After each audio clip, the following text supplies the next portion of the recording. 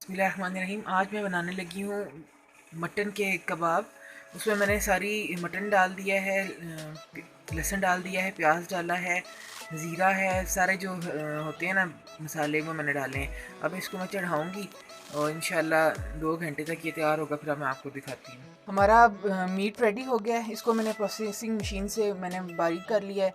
साथ मैंने जो है ये कैबेज लिया है और साथ धनिया है और पुदीना है। अब हम इन सबको आपस में मिक्स करेंगे। क्योंकि इसमें दाल शामिल नहीं है, एज अ कीटो डाइट में अलाउड नहीं है, तो फिर मैंने साथ जो है ना एज अ बाइंडर जो है 2 अंडे लिए हैं। तो हम इसको सारा मिक्स करेंगे।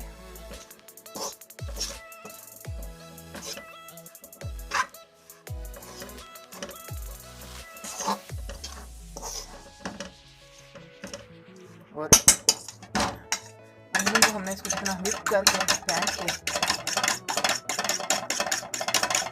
जब हमारा ये मैरिनेट हो जाएगा ना, मिक्सचर हो जाएगा, फिर हमने इसको तैयार कर एक थोड़ा सा, लेकिन आप तैयार करके देखें कि क्या इसका जो है टेस्ट है ठीक, नमक मिर्च वगैरह। तो बस इसका ये इसके आपने इसको अच्छी तरह मिक्स